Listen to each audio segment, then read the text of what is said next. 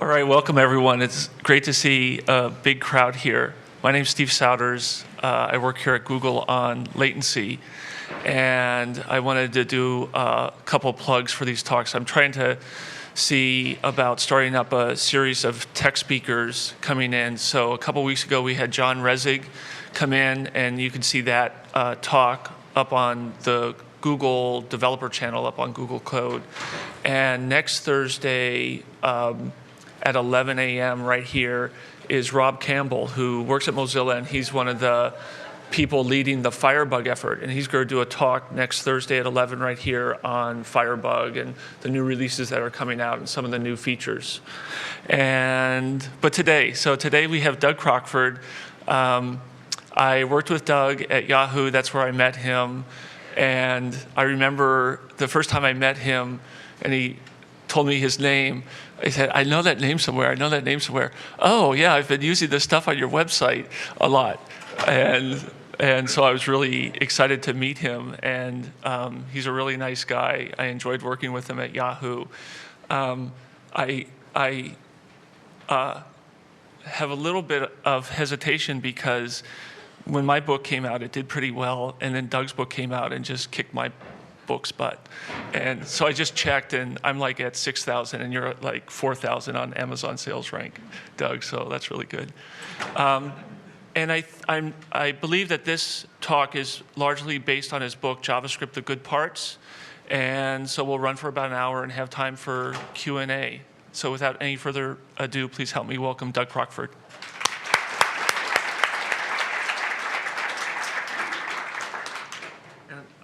I forgot, here's your Google Tech Talk goodie bag. This is what makes it all worthwhile right here. So thank you, everybody. I'm Doug Crockford from the Yahoo, and I'm here today to talk about the good parts. Now, when I first started talking about JavaScript, there were a lot of people who just could not accept the fact that JavaScript has good parts. But in fact, it does. But it's not well understood even now. JavaScript has become probably the most important programming language in the world. There's more JavaScript processors on more computers than anything else by a very large factor. But despite that, JavaScript is not held in very good esteem, even within its own programming community. For example, if the C# community loves Anders, and the Java community loves Gosling, and the PHP community loves Rasmus. But in the JavaScript community, there's no love. And there should be. And I think it indicates a lack of understanding. And that's why JavaScript is still the world's most misunderstood programming language. It's the only language that I'm aware of that people feel that they don't need to learn it before they start using it. It kind of looks familiar, and yeah, I've seen this before. I know how this works. In fact, it works in a really radically different way. It just looks very similar. And then when people misuse it, as inevitably they do because they don't know how it works, they get angry at it and misunderstand it. Which is a shame, because there's actually good stuff in this language. And because it's everywhere, JavaScript is now becoming the virtual machine for the world, which is a really odd mission for this little misunderstood language. You're doing it here at Google with the GWT, and there are lots of other examples of the same kind of crazy thing. It amazes me the lengths that people will go to avoid having to learn JavaScript. But it's learnable, and you can actually write good programs in it. And like everything else, knowing what you're doing, makes a difference. And so I'm here to enlighten the world about JavaScript. JavaScript is a language of many contrasts. It contains some of the best ideas ever put into a programming language. And it contains some of the worst ideas ever put into a programming language. And a lot in between. There's no other language which has this amazing range of the ridiculous and the sublime. If you look at the community of people who use JavaScript, it has the broadest range of programmer skills of any programming language. We've got people at the very high end doing computer science in this language, which it does really well because it's basically scheme with C syntax. And we've got cut and pasters who don't even know that they're programming, who are putting stuff together and making it happen. If you gave those kids Java compilers, they would never get Hello World running, but they can work with JavaScript. So the language has amazing expressive power, and it supports everybody in between. I contend there's no other programming language that can support this really broad audience of users. And I'll offer that as further evidence that this language is getting something right, which again may be surprising to the people who think this language didn't get anything right. One of the reasons people think that is that they have a lot of complaints about it. And I think these complaints are all valid, and I'd like to go through them one at a time. The first one is that JavaScript is not a language I know. If you're programming in any environment, the desktop or embedded systems or the server, generally you get to pick what language you're going to use. But if you're writing in the browser, or if you're writing in one of the applications that has embedded JavaScript in it, you don't get a choice. You have to use JavaScript. And a lot of people get resentful about that. You know, why should I have to learn this stupid language? I already know lots of other good languages. Why can't I use one of those? You can't. And so they try to write without learning the language, which I think is really a bad thing to do. My advice is man up and learn the language. If you need to be writing in JavaScript, there's nothing like knowing what you're doing. Second complaint, the browser programming experience is awful, which is absolutely true. But that's not JavaScript's fault, I contend. It's the DOM's fault. The DOM is one of the worst APIs ever imagined, and that's what you have to use when you're using the browser. Fortunately, there are a lot of AJAX libraries available now, which all do an amazing job at correcting the DOM model and turning it into something that you can actually write good applications in. So there is a solution to that. I'm hoping eventually we can push that solution back into the browser. But for now, the AJAX libraries work really well. YUI, I'll mention that one, comes out of Yahoo, is actually very, very good. I think maybe the best of them. There are lots of others that are also very good. There's a complaint that it's not fast enough. And in the browser, that's mainly because of the DOM again. If you look at the fraction of time that your program spends running, a tiny fraction of it is actually running in the JavaScript interpreter. Most of the rest of it is wasting time in the DOM interface. So if you could somehow make your programs go infinitely fast, most web applications are going to look about the same.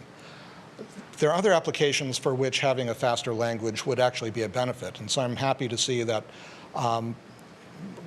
mainly, I think, because of leadership from Google, we're now starting to see higher performance JavaScript engines, which I think is really, really cool and very much to be encouraged, although practically I don't think it's going to make much difference to web applications for a long time. Then finally, there's a complaint that the language is just a big pile of mistakes. And I contend, no, it's not just a big pile of mistakes. That hidden under a huge steaming pile of good intentions and blunders, there is an elegant expressive programming language because JavaScript has good parts. And if you can recognize those parts and use those parts exclusively and avoid the bad parts, you can actually write good programs in this language. And I'll offer again as evidence of that JavaScript is succeeding very well in an environment where Java was a total failure. I don't know if anyone here remember Java applets, how they're going to change the world. Didn't happen. Crap. Java turned out to be an okay language and found a niche in the server where it's doing pretty well. But it was absolutely awful as a client programming language. JavaScript is doing really, really well there. The influences on JavaScript were self, from which it borrows prototypal inheritance and dynamic objects. Dynamic objects are a really clever thing, and they work really well in this language. From schema gets lambda, which is maybe the best idea in the history of programming languages, and loose typing, which is pretty controversial, the style of most languages today calls for strict typing, the theory being that strict typing allows for the compiler to check a large class of errors at compilation time, avoiding and catching any error early reduces the cost of the errors, and so that's a good thing. And JavaScript doesn't have that. So in JavaScript, any variable or any parameter can contain a value of any type.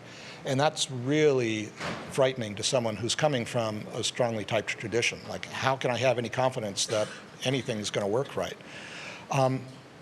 It turns out that strong typing doesn't absolve you of the need to test. You still have to test everything, because there's an even larger class of mistakes that type checking doesn't find for you.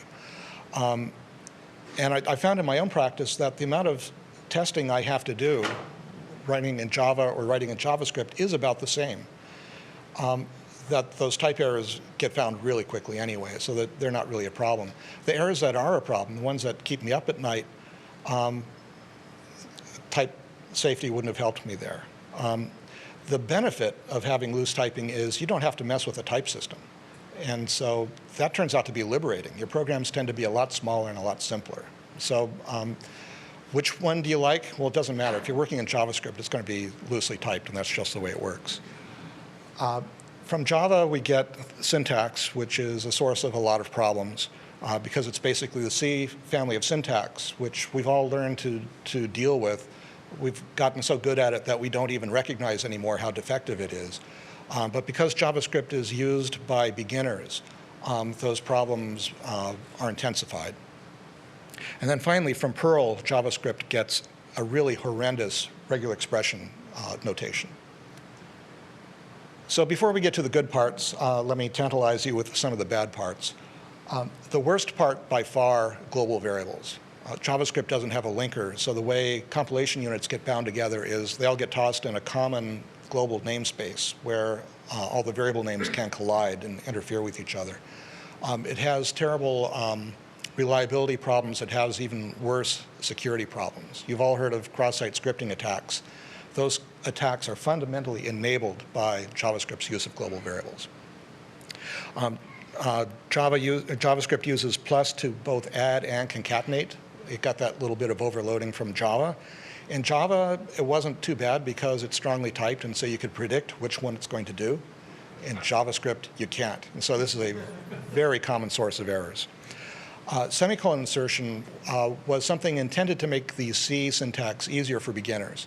The C syntax, the rules for where a semicolon goes are kind of complicated, and you really have to understand the syntax of the whole language in order to understand where to put them. And so to make it easier for them, JavaScript says, we'll put them in for you, so you don't have to use them. The way it did that was when the compiler gets an error, it backs up, looks around for a line feed, turns it into a semicolon, and then tries again. That should freak you out. It sometimes puts them in the wrong place, sometimes doesn't put them in places where you'd expect. My advice, figure out where the semicolons go, put them in the right place. You'll be much better off. JavaScript has a type of operator, which allows you to determine if the type of a value is a string or a number or something like that, which is really good. If you ask it what the type of an object is, it says it's an object, which is great. If you ask what the type of an array is, it says it's an object, which isn't very helpful. If you ask what the type of null is, it says it's an object, which is wrong. It has a with statement, which was well-intentioned but doesn't work right. I highly recommend you avoid it. Simply by being in the language, it causes programs to be a lot slower than necessary, whether you use it or not. And similarly, eval is the most misused feature in the language. If you ever find yourself needing to use eval, you're probably thinking about things in a really wrong way. So step away from the computer, read my book, and then take another run at it. JavaScript has phony arrays. In most languages, you've got an array which is a linear sequence of memory, which is divided into regularly spaced buckets, so you can do address computation to very quickly get to an element. JavaScript doesn't have anything like that. In JavaScript, arrays are essentially hash tables in which the keys are turned into strings and then hashed to locate the buckets. This has a terrible performance penalty, but it has an advantage in that it makes the programming model quite a bit easier because you don't ever have to dimension an array. Dimensions don't exist in this language. It has a equality operator that does type coercion, which turns out to be problematic. I'll show you an example in a moment. And it has too many bottom values, which is a problem because beginners tend to get confused by having all these things which almost mean the same thing but are slightly different in their meaning. So these are some of the consequences of type coercion on the equality operator. There are rules that govern this. This isn't random behavior, but it's certainly surprising behavior. And it's and the rules are not memorable, so this all looks very mysterious. Fortunately, the language has a triple equal operator, which does not do type coercion, so it would answer false to all of these cases, which is the right thing. So I highly recommend always use the triple equal operator, never use the double equal operator. Just don't use it. So one of the nice things about the dynamic objects in this language, if you ask an object for a property that it doesn't have, you don't get an error, it doesn't throw, it just returns the undefined value, which is really nice. So you can, reflection is just automatic on things like that. So if you then ask if the thing is undefined, then you can do something about it. But because a lot of beginners don't understand the difference between null and undefined, they use null, and they use the wrong comparison operator, which often works. This is a case of two errors that cancel each other out. That's not a good way to write programs. So the right way to write this program would be to use the proper equality operator on the proper value, and that'll work for all cases. Here's another case where good features interact badly in this language. I'll give you an example. Objects can inherit from other objects, which is good. And one of the interesting things about this language is you don't have classes inheriting from classes. Objects inherit directly from other objects, which is really powerful, it turns out. Objects can be members of, or functions can be members of objects, which is good. That's how methods are created in this language. And we have a for-in statement that mixes inherited functions with the desired data members, which is not useful at all and is a common source of errors. So how did that happen? There was a design question in the making of the language. Should the for-in statement, which iterates through all of the members of an object, do a shallow skim of the object's own properties, or should it do a deep dredge going through its inheritance chain? The decision was to do the deep dredge. And I think the thinking was that if we do the shallow one, and what people really want is the deep one, we're screwed. They just can't get at that stuff. Whereas if we do the deep one and what they wanted was the shallow one, they can do the filtering themselves. Except that they didn't tell anybody that that's why they did it and that's how it works. And so as a consequence, there's a lot of confusion about how to use for-in and how to attach methods to prototypes. I think a better decision would have been to not release the language until they had enough experience with the language to know what the right answer was. But to put it into historical context, at Netscape, getting it right was not an option, which is why there's no longer Netscape. Yes? Isn't the real issue that people are using objects as hash tables and they really aren't hash tables? Because when you set members like toString, you get things you don't expect? No, but we can get to that in the Q&A. So these are things which are wrong with JavaScript, which are really wrong going all the way back to B, actually. But I'll talk about them here because we're talking about JavaScript. We have the option of using blockless statements, which is a bad practice. It creates code which is more likely to get damaged under maintenance. So I recommend always putting the curly braces in. It allows for expression statements in which you can just have the name of a variable or a simple expression and do nothing. I think the reason for that was it made specification of the syntax a tiny bit easier. They were able to save a production or two. But as we're going to see, it just messes things up. The most often reported error in the language is that 0.1 plus 0.2 is not exactly equal to 0.3. And this is not really a problem with JavaScript. It's a problem with IEEE floating point. That floating point is the only number type in the language. Having just one number type in the language turns out to be really nice, particularly for a language that beginners use, because there's a whole lot of compatibility problems that just go away. Everything is the same type. But unfortunately, they picked the wrong type. That you tend to do a lot of computations involving money in this language, and the sums come out wrong. And generally, when you're adding people's money, people have an expectation that the result's going to be right. And it's hard to do in this language, unnecessarily hard. It has the increment and decrement operators, which are very convenient, but have been implicated in buffer overruns and other security hazards. I found in my own practice that when I used them, I would tend to write code which was too tricky And code which is too tricky is too often wrong. So my own practice, I don't use them anymore at all, ever. Just part of my discipline. Finally, it has the switch statement. The switch statement was modeled after the Fortran computed goto, and has the property that one case can fall through into the next case. I'm going to tell you later about a program I wrote called JSLint, which is a code quality tool for JavaScript.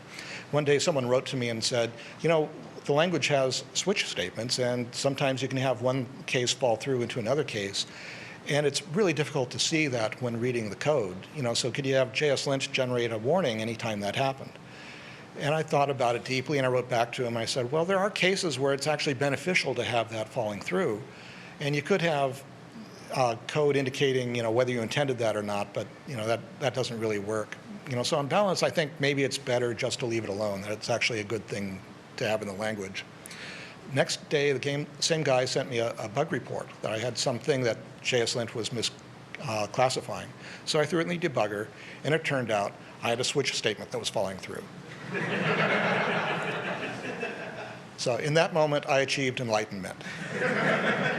There are these moments in your programming career where you actually learn something. Learning turns out to be really hard. And in this case, I actually learned my lesson. And so I now never intentionally fall through in a switch statement. And because of that, I can now much more easily detect when I accidentally fell through in a switch statement. So as a consequence, I think my use of that statement has improved significantly. So you've been waiting for the good parts. Here they are. It's a short list, but it's a good list. At the top of the list is Lambda. This came out of Scheme, which came out of Carl Hewitt's work on the actor model. I think this is the best thing ever to go into a programming language. It's powerful, it's safe, it's smart, it's good, it's flexible, great stuff. JavaScript has dynamic objects, which means you can take any object and at any time you can add a new property to it or remove a property from it.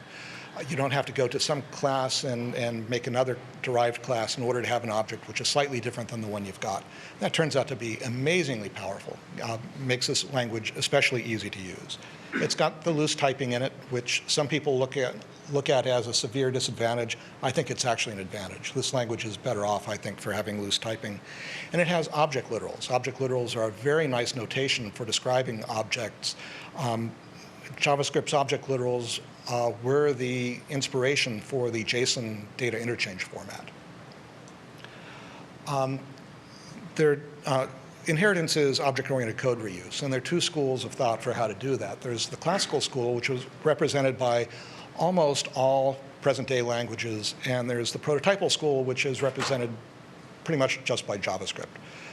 There are no other languages in broad use which have this property. It turns out the prototypal inheritance is amazingly powerful, but it's not well understood. It's so powerful that you can program as though it is classical, and it mostly works. You can't do the opposite. You can't go to a classical language and program as though it's prototypal. So in prototypal inheritance, it's class-free. There are no classes. Objects inherit directly from other objects. And in this language, an object contains a hidden link to another object from which it inherits stuff in a process called delegation, sometimes called differential inheritance. So each object contains only what makes it different from the object it inherits from, and that allows for objects to be much smaller. For a long time, the language was ambivalent about its prototypal nature, and so never included an operator for actually making new objects which inherit from other objects. We're correcting that oversight in the next edition of the language with object.create, which will make a new object which inherits from an old one. It's not in the current browsers, but it's easily implemented. Until it becomes standard equipment, you can realize it in this way.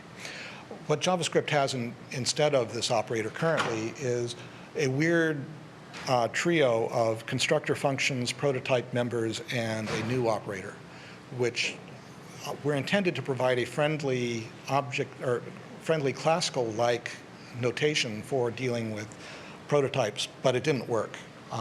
The Java community smelled this immediately and said, "Nah, that's alien. It's clearly not something we like." And so what it really did was confuse what the language was actually doing.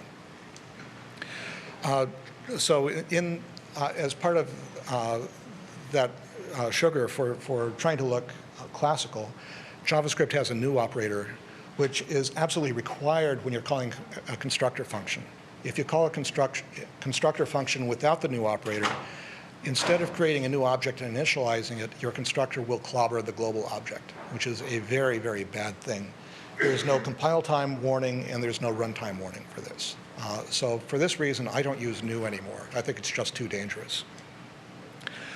So it's time to look at some code. Here I'm going to make a simple little function called digit name, which I'll pass it a number, and it will return a string, which is the name of the digit. So I've got an array of strings, which I create using an array literal, very nice.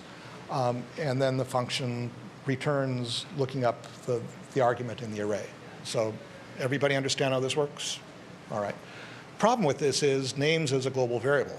So if there's anything else in my application called names, either it's going to fail or my program's going to fail or we're both going to fail, which is really bad.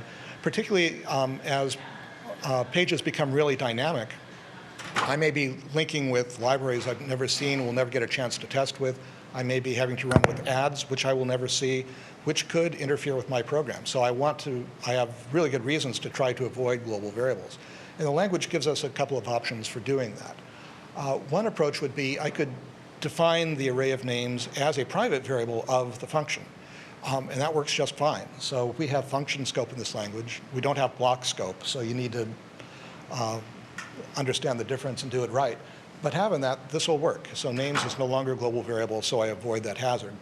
The problem with this is that every time this function gets called, we're going to reinitialize the names array. Now, in theory, an optimizing compiler could detect this case and factor that out, but today, nobody does that. So I might want to write this function in a different way to avoid that. So one way I could do that would be to put it in a closure. So here I've got a function which is going to return another function, and the outer function gets executed immediately. Okay? The inner function has access to the properties of the outer function, or to the variables of the outer function, and will continue to enjoy access to them even after the outer function has returned. So this allows me to have, so when it returns, the function goes into digit name, and that function will have names bound to the original array and will continue to have it for as long as it lives. This is an amazingly powerful thing that this language does very, very nicely. And we can generalize this into a constructor pattern. So if you think of an application or any kind of singleton, we don't have to make a class in this language to make a singleton. We can just make it. And the property or the methods that singleton has can enjoy private shared access to stuff. We don't have to put it in global variables. So I can, again, I've got a function which I'll execute immediately and return an object literal, which contains some methods which will do useful stuff. And those methods will have access to the private material that the outer function provides for them. We can take this and turn it into a constructor, which is a very nice way, an alternate way in this language for making objects. So here's the recipe. Step one, you make an object. And there are 4 ways we can make an object. We can use an object literal. We could use new. I don't do that, but you might. We could use object.create to beget something from an existing object. Or we could call another of these power constructors, which gives us another inheritance model. Step 2, we define some variables and functions. These will become the private members of the object that we're making. Step 3, we augment the object with privileged methods. Privileged methods have unique access to the stuff defined in step 2. Then in step 4, we return the object. So pretty simple recipe. Let me turn the recipe into a template. So step 1, I'm going to make a new object. I'm going to put it in a variable called that. That because it's reminiscent of this, and I can't call it this because this is a reserved word. Step 2, I'll define a variable that will be secret, that will be private, shared by these guys. Step 3, I'll create a privileged method, which is a function which will have access to the state of the outer function. And step 4, I return that. And that's it. really easy way to make objects which can hide their stuff and be private. So the reason this works is because we have closure in this language, which means that a function object contains the function itself, which has a name and parameters and a body, and it has a reference to the environment in which it was created, or the context, which in this case is the stuff that was in the outer function. This is a very good thing, and this is one of the best parts of this language. Now, concerning style, if you get any two programmers together, they could argue all day about matters of style, like should the curly brace be on the left or on the right? And they may get really emotional about which way it goes. We feel very strongly about this stuff, even though we don't know why. We can agree that whichever we do, we should be consistent, but it's hard to find agreement on should it be on the left or the right. It's sort of like what side of the road should we drive on? There's not a compelling reason for why we should drive on the left or right, as long as we all drive on the same side. If we don't, then bad things will happen. And we have a similar thing here. So if you look at why people get emotional about this stuff, where did the idea of leftness or rightness come from? You could trace it down to where they went to school, or what they learned on their first job, or deeply impressed by somebody early in their career. They may give you a lot of reasons for why the left side or right side is better than the other, but they don't fundamentally know. They just get really emotional about it. Well, it turns out having them on the right side is the right way, and the left side is the wrong way in JavaScript. I can't testify for any other language, but it's absolutely true for this language. I'll show you an example why. So here we have a return statement which is returning an object literal. We saw an example of that in the earlier construction pattern. The one on the right works right, and the one on the left, silent error. It doesn't return an object, it returns nothing. It returns undefined, which is deeply surprising and wrong. You don't get a compile time error, you don't get a runtime error, you don't get nothing in the log. This is really bad. So how does this happen? Because the two statements look like they should be equivalent. So let's zoom in on a little bit, look at what's going on. All right, you remember I told you about semicolon insertion, how it'll sometimes put semicolons where they shouldn't go? This is one of those times. So it puts a semicolon there. A return statement with no value after it, no expression after it, will return undefined in most contexts. Occasionally it'll return this. But there's a lot of other junk here. That should cause some sort of syntax error or something, give us some sort of warning. Well, no, because it turns out that curly brace can mean start an object literal, or it could mean a block. Now, it turns out in this language, we don't have block scope. So having an empty block is not useful, but we have one. The syntax prefers a block to a literal in this notation, so that's what we get.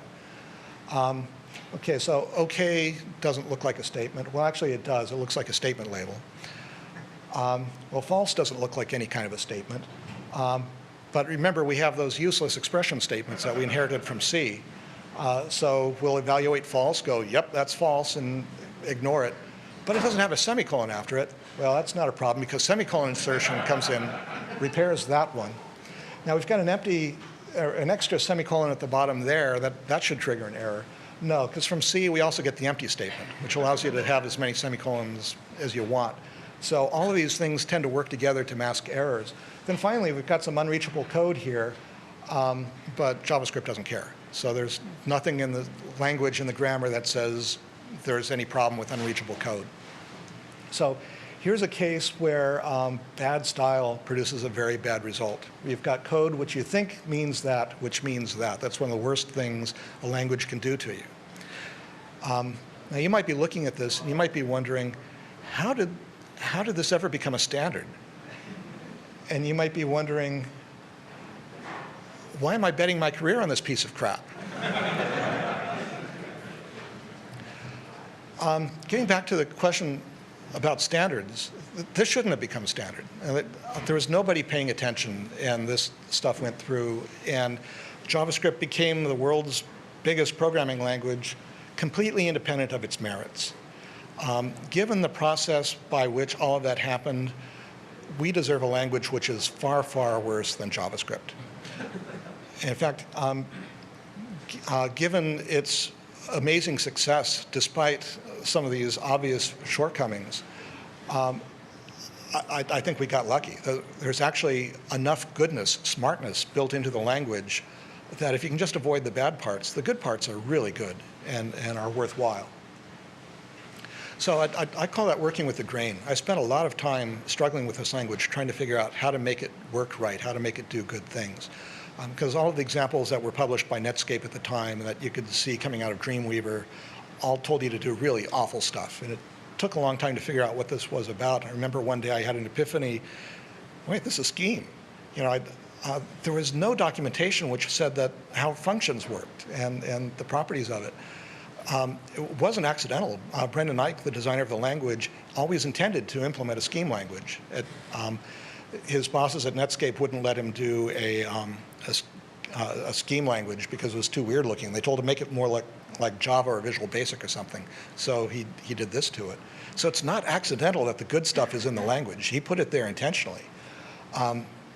So he very quickly put together a prototype in an amazingly short time and presented it to management. And it seemed to work. And they said, it seems to work. He said, yeah. So they shipped it. Then Microsoft observed it and decided to knock it off, and they reverse engineered it to amazing fidelity. They found all of the errors that were in that first implementation and copied them exactly. And then when it went to standardization, all of that stuff got locked into the standard. So this bit I showed you before, this amazingly silly bit of silliness, that's not due to errors in implementations. It's required behavior by the standard. And in fact, all the browsers implement it exactly that way. So when JavaScript was first introduced late in 1995, it was intentionally mispositioned by Sun and Netscape. They had decided they needed to join together against Microsoft, and there was some confusion about why they needed two languages, because it was clearly that Java was going to be the language that was going to rule in the future. Netscape didn't want to give up on this language, which was called JavaScript at the time, and their alliance almost broke down until Mark Andreessen, perhaps as a joke, suggested that they call it JavaScript, and that way Sun wouldn't have to hate it. I'm sorry? It was LiveScript.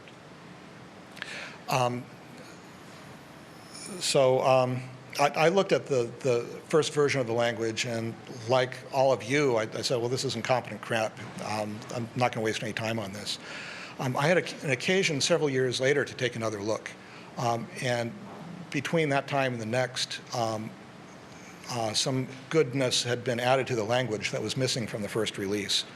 My company was approached by Turner Broadcasting to do a website for children based on Cartoon Network. And we had a chat system that we had that they wanted to adapt to this online children's community. So I went down to Atlanta and learned about the requirements, and it was pretty clear our chat system wasn't going to be good enough to do this. And I didn't want to give the money back because this was like the biggest contract in the history of the company, and I really wanted to do this. So I don't know where it came from, but I got this really silly idea. Maybe we could do it in the web browser just as it is. So I wrote up a little prototype, and it ran on IE 4, I think, at the time, and on Netscape 4. And I sent it to Atlanta, and they liked it. You could drag and drop little cartoon guys, and they'd never seen anything like that in a browser before. And they liked that it wasn't a big installation. It was just a little thing that ran in the browser, so it was something they could ask kids to do. So that was really good. So I went to my team, and on my team I had some of the best Java developers in the world. We'd been together for a long time. We had a lot of experience at doing this stuff. And I said, okay, this is how we're going to do it. We're going to write the client in the browser in JavaScript. And they all said, and you may remember, that's great. What's plan B? In fact, we should start plan B right now because there's no way this is going to work. I said, no, we're not going to do plan B. We're going to do plan A, and it is going to work. So who wants to do the JavaScript? And everybody took a step backward. So it was like, I have to do this, and I'm going to have to give the money back. And I really didn't want to give the money back. So I had to do JavaScript. And like everybody else, I started doing it without learning it and was hating it the whole time. And it wasn't until I had the scheme epiphany, which came late, that I understood what it was about. And it's like, oh, okay, well, this isn't so bad. And there's actually goodness in it. And in discovering the goodness, it's like, there's JSON in it. JSON came about from my experience in using the language and recognizing, hey, this little bit of the language could be used for doing data interchange. And it was great. It was already there. It was free. And it was well done. So JSON, just as a consequence of my recognizing that, has become a world standard. The JSON story, in 2001, Chip Morningstar and I were at State Software, and we had an early Ajax platform, really amazing stuff. I think it's still better than what's out there today. And we used JSON for the data exchange. And we went to potential customers, and we explained how it worked, and they said, well, where's the XML? And we said, oh, we don't need XML. We're doing this. It's really so much easier and faster. And they go, oh, we just committed to XML. I'm sorry, we can't use it. Or they say, it's not a standard. I say, well, yeah, it's a standard. It's in JavaScript. They say, it's not a standard. We can't use it. So I declared it's a standard. So I bought JSON.org and put it up, one pager that described it, because it's really simple. It's all the description it needed. A few years later, I also wrote an RFC to describe it a little bit more formally. And it's become a world standard. Basically, I am a standards body. It became a standard just on my say-so. So anyway, getting back to the electric community story. So that JavaScript program we finished, we shipped it, we got paid, all of that stuff was great. Unfortunately, while I was making the money, the other half of the company was spending the money. So by the time it all got done, the board fired the CEO and the COO and made me CEO again, and I had about 2 weeks cash. And anyway, when you're going through bankruptcy, you get a lot of spare time. And so I remembered a paper that Von Pratt had written years ago at the first POPL conference about top-down operator precedence, which was this amazingly clever, elegant, lightweight way of writing parsers. And he used it for putting an algol-like syntax onto Lisp. But it turned out the Lisp community has never wanted syntax. But the JavaScript community likes syntax. And so it occurred to me that I could write a JavaScript parser in the language. And I did. And it turned out really well. And then I had this JavaScript interpreter, or JavaScript parser, and what'll I do with it? So I turned it into a code quality tool for JavaScript called JSLint. And so what JSLint does is it parses your program and analyzes it for the sorts of weaknesses that I've been showing you, identifies the bad parts. And if you can get it to stop complaining about your program, then your program probably just contains good parts, and it's more likely to be a good program. So it imposes a programming discipline that makes me much more confident in being in this very dynamic, very loosely typed environment. The sort of confidence that strict typing gives you, JSLint gives me in this silly little language. And it's free. If you're writing in JavaScript, you need to be using JSLint. So go on the web and get it. If you're evaluating other people's JavaScript, it's good at that too. So say if you're comparing Ajax libraries, you don't know which one to use, run through JSLint, see which one is coded well. It'll tell you very clearly. One bit of warning, JSLint will hurt your feelings. It'll hurt them really bad. It stings. From time to time, people will write to me and say, hey, here's another thing you could test, and if it makes sense, I'll put it in, and then I'll run all of my old programs against it and realize, well, I really suck. Even though I wrote it, even though I know what all the rules are, it still hurts when I run into this stuff. And so I can imagine your pain when you go through this stuff. I do feel it. Despite that, I recommend do everything it says, because it's right. And even though you've been programming and you've got a good career and you really know what you're doing, it's smarter about JavaScript than you are. It's certainly smarter than I am. Highly recommend you use JSLint. One of the things that makes it hurt is that unlearning is really hard. I get letters from people all the time saying, JSLint said my shit stinks. What's up with that? And they always use the words perfectly fine. I did this thing and it was perfectly fine, where I think perfectly fine is double equal to faulty. And they're arguing with me, why should I have to fix that? And I don't care if you fix it. It's not, nothing to do with me. You're not even paying me for this. I'm just putting it out there free. If you want your programs to be good, make them good. But we get really invested in this stuff. And ultimately, it's because unlearning this stuff, when you learn something wrong, it's really hard to get it right. And in JavaScript, if you're a professional programmer, you're coming to the language with baggage from other languages. And because it looks like Java but works completely different than Java, it's really easy to get stuff wrong unless you're paying attention to what you're doing. Or if you're a beginner, you probably started by reading view source on crap that ultimately traces all the way back to Dreamweaver. And it's awful. And that's the way people learn. And once that stuff gets in your head, it's really hard to get it out.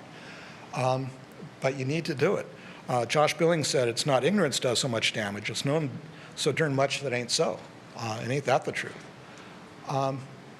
So maybe the best part about this language is its stability. There have been no new design errors since 1999. And this is a consequence of, that's the last time the language spec was revised, was in 1999. But I think it's a good idea to, every 10 years or so, revisit the specification. So we're about to lose this best part. We're about to come out with a new edition, which is codenamed ES 3.1, which will probably be labeled ECMAScript 4th edition. There's a weird story you might ask me about later for why it's called ECMAScript and not JavaScript. This new edition will contain a lot of corrections, both corrections to the specification and some corrections to the language. It turns out there are cases where all of the browser makers did something different than the standard and they all got it right. So we're recognizing that and making the standard better. There are also places where we saw 3 out of 4 of the browser makers were doing one thing and Microsoft was doing another. We're fixing that now too. The next version of JScript coming out of Microsoft will be in much closer alliance to the common language than everybody else. So one of the key benefits from this language is that cross-browser compatibility will be significantly improved. Now, it turns out JavaScript is already, I think, one of the best languages in the world in terms of compatibility with multiple implementations. 2 JavaScript engines are much more likely to be compatible at a really deep level than, say, 2 C engines. JavaScript gets knocked pretty hard about cross-browser compatibility, but most of those problems are due to the DOM. The language itself tends to be pretty good. It's going to get even better. We're providing support for object hardening. So objects right now are maybe too dynamic, where everything in them is completely malleable all the time. So we can now make objects immutable, where you can lock down individual properties or lock the whole object down. This will be particularly good as we start looking someday towards secure mashups, where you can have a hardened object which you can give to other code and know that it cannot be compromised. We'll also have a new strict mode for reliability. So there are a lot of things in the language which are just intolerable. But the biggest problem with the bad parts in this language isn't that they are useless. They actually are occasionally useful. And so the web has found uses for all of the really bad parts of the language. So we were very greatly constrained in what we could take out. And we've tried to be respectful for existing code and try to minimize the breakage that the new language will cause. But there's some stuff in the language which really has to be fixed. So we now have an opt-in mode. You can say strict mode and put it in the top of your program or in the top of your function. And that says, I don't want the crappy behavior. I want the rational behavior. I recommend you not put the strict mode tag into your program unless you understand what it does and what it means, and that's the language you want to be writing in. But I recommend that that's the language that you want to be writing in. So right now we're waiting on implementations. The specification's just about done. Microsoft and Mozilla have both committed to public testing. If that testing goes well, then the standard should go to the ECMA General Assembly in December, and I'm hoping that it will pass. And then we'll probably see it appear in web browsers even before that. If you can hold it to the end, we're almost there. Something that's not coming soon is a competing project called ES4. That project has been canceled. There were some good ideas in that project, though, and they've been resurrected in a follow-on to 3.1 called Harmony. So far, that project doesn't have any defined goals or rules, so it's a little vague as to what it's going to turn out to be. We'll keep an eye on that. There's been some really interesting work lately in secure subsets. JavaScript is not a secure programming language, but it's not far off from one. If you get rid of the global object and make a few other changes, hold much closer to its scheme nature, there's the kernel of a secure language in there. We've seen some experiments like FBJS out of Facebook, Caja and Cajita from the Google, and AdSafe, which is my own work. AdSafe is intended to make advertising safe. Currently it's not, and we can talk about that another time. These subsets will be informing the design of a new language which will ultimately replace JavaScript. And there's some exploration going on now at ECMA for such a language. So to review the good parts, this is maybe the best part of all. Your JavaScript application has the potential to reach an audience of billions. There's no other programming platform that has anywhere near that kind of reach. And just that, I think, should be enough to encourage you to want to be on this platform. If you avoid the bad parts, JavaScript works really well. There's even brilliance in this language. There should be love in the JavaScript community for this language and its designer, because there is goodness here. And it is possible to write good programs in JavaScript. There are a lot of people who thought it's not possible to write good programs, so you shouldn't even try. And my message is, it is possible and it is necessary to write good programs. If you don't want to write good programs, I recommend you find another line of work. Then finally, here's the commercial plug. I wrote this cranky little pamphlet called JavaScript: The Good Parts. So if you want to know more about this silly language, that's where to go. So that's it. That's all I got for you today. Thank you.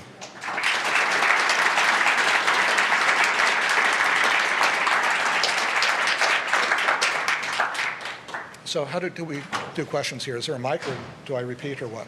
Yeah, Okay. Yes. so strict mode in 3.1, does that actually change behavior, or does it just take things out? Strict mode, does it change behavior or does it take things out? It actually changes some behavior. So it does take some things out, like you can't have a with statement in strict mode. So it does take some features out of the language. It changes the way some features work, like it greatly constrains how eval works and reduces its ability to do harm to the state. It also changes some error behavior. For example, currently in the language, if you do an assignment to a read-only property of an object, you get a silent failure, which is a bad thing. In strict mode, you will now get an exception, which is a better thing. Any other questions? Yeah. I've heard you and some other people I know talk about ideas or projects to fix the DOM problem. Can you give us any update on what's going on there? Question is, what are we doing about the DOM problem? One bit of difficulty about that is there are two independent standards bodies that control two parts of the system. ECMA controls the programming language, and W3C controls the API. And these two organizations, as far as I can tell, do not cooperate with each other. They don't talk, they don't share plans. That's a problem. And so there's much in the DOM, or fixing the language will not solve any of our security problems if the DOM is left the way it is, because it is also hopelessly insecure. So I'm hoping that we can put ECMA and W3C together and do a more collaborative approach to revising the DOM. I see work going on HTML5 and the web API stuff, and it's really alarming to me. I think they're going off in a very, very bad direction. I think it's way too complicated. I don't think it's addressing our real problems. It just seems more like a standard maker's holiday to me. So I'm hoping that we can do a reset there, start over with a better set of goals that we can go into the future together. I'm optimistic about it because of what I've seen in the Ajax libraries. You know, the DOM model is just really awful. There was originally the Netscape model, which was even worse. Microsoft improved it. Microsoft gets beaten up a lot for making the DOM so bad. I think the thing they did wrong was they stopped too soon. But it is bad. But the Ajax libraries are all very thin, just a little bit of code, generally on the order of 20 to 40K, which makes it so much better. So eventually I'd like to take a look at the lessons that we got from the Ajax libraries, and then refactor the DOM based on that, push it down, and that becomes the new API. Yeah. About Lambda some. Lambda is good. I like Lambda. You get lots of praise for it, but Lambda is more than closures. How do you spell Lambda in JavaScript? How do you spell Lambda in JavaScript? Function. So you don't get everything that you get in Scheme. So we don't have continuations. We don't have tail recursion optimization. There's a lot of stuff that's missing, but the basic notion of lexical scoping is there, and functions as first-class values. Yes.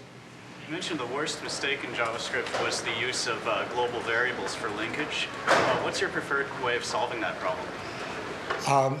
So I said the worst problem in JavaScript was its use of global variables for linkage. How would I solve that? I'd like to have some discovery pattern in which each of the compilation units is initially completely isolated, but is given a capability which allows it to introduce itself to some other capability manager, and so on. They can make introductions to each other and form a network. Yeah. You said that there's no issues with using objects as though they were hash tables, no matter what key you might use. Can you elaborate on why you use? Okay, so Waldemar is getting after me about JavaScript. Objects are not strictly hash tables, or defective hash tables, I think is maybe more correct, in that there are some names which will cause collisions, and in fact, some of the stuff we came up with in 3.1 is a little odd in the way it's put together, and that was in order to not worsen that problem. So yeah, it's not perfect. Like so much in this language, it's not perfect. Yes? You were saying that you think that web apps and HTML5 is going in the wrong direction. What things do you think that we're doing wrong? Is it just that we're not solving the problems, or are we actually adding to it? What do I think is wrong with HTML5? And the web apps. And the web apps. I think it's doing too much. You can look at any individual thing and say, oh, that looks nice. But there are way too many of those things. I would like to see a more disciplined approach. I'd like to see a more minimalist approach. So if you look at the two proposals that were competing for the 4th edition, ES 3.1 and ES 4, I preferred ES 3.1. It was less ambitious, but it was less likely to cause problems. And it was moving more toward minimalism, which I think is something which is way underrated, particularly in standards. My view of minimalism, particularly after the JSON standard, is that the less we have to agree on in order to work together, the better. And so I would like to look at a way of re-engineering HTML and all the stuff that goes around it to be much smaller and work better. And I see HTML5 and the web apps going in the other direction, which is just the emperor's old clothes approach. We just keep piling more stuff and more stuff and more stuff. It just gets too big. It's easy to make things bigger. It's harder to make things better. Okay. Yeah.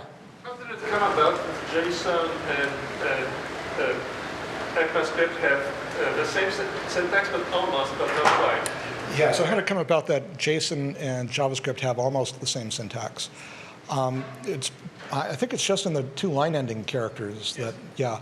It's because I missed that line in the standard when I was putting it together. When I specified what the white space characters were, carriage return line feed tab and space, and I missed that what PS and LS were also recognized as white space. We tried to fix that in the ECMAScript standard, and we couldn't. So we're stuck with that little bit of difference. As far as I can tell, nobody's ever used PS and LS in this context. So Well, you can have inside strings, and there's a difference.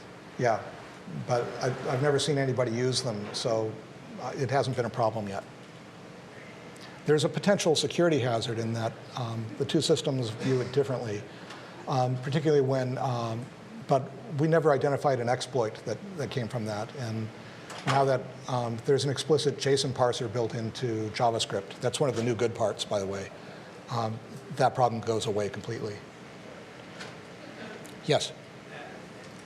So the first time I was using JSON, the first problem I ran into, like first object I tried to parse with a JSON parser, it wouldn't parse, and it was because I didn't put quotes around my property names. Is there a reason for why that is not allowed? Yeah, so why does JSON require quotes around the property names? There are three reasons. One of the reasons is that I wanted to align it with Python. In Python, the quotes are required. Another reason was it makes the grammar of the standard much easier to specify, and I like simplicity. But the real reason, the true reason, is that JavaScript has okay, I'll say it, a stupid reserved word policy. And that there are certain words that you cannot use in the key position of an object literal. And many of those names are not even used in the language. They're reserved unnecessarily, and there's just no reason for it. And at the time that I put JSON together, it wasn't like I was riding on JavaScript's coattails, because nobody was using JavaScript at that time, and everybody hated JavaScript. So it wasn't like I was basking in JavaScript's glow. So in order to not have quotes but still use it in JavaScript, I was going to have an appendix of the JSON spec, which was going to be at least as big as all the rest of the spec, describing how the reserved words worked. Basically, what I said, this is something that's really stupid in JavaScript. You know, need to point it out. And at that point, I didn't want to make JavaScript look stupider. So I said, okay, we'll just quote the keys, and then we don't have to tell anybody about this shameful thing. One bit of good news, we fixed that in the next language. Reserved words are now allowed in key position, and also in dot position in the language, so that's better. But that took a long time. One more question? Yeah? All right, one more. Yes? Are there any prospects for adding concurrency to the language? Are there any prospects for adding concurrency to the language? It depends on what you mean by concurrency. Brendan Eich is pretty adamant, and I completely agree with him, we should not put threads in this language. I would like to see some sort of messaging model. I don't know that it belongs in this language. More likely it belongs in some layer beside the language. We would definitely benefit from that. There is, and Firefox 3.1 is going to have support for APIs that allows you to create separate threads that can just send messages to each other. Yeah, I like that model a lot. Okay, that's all I got for you today. Thanks. That was an amazing talk, Doug. Thank you very much.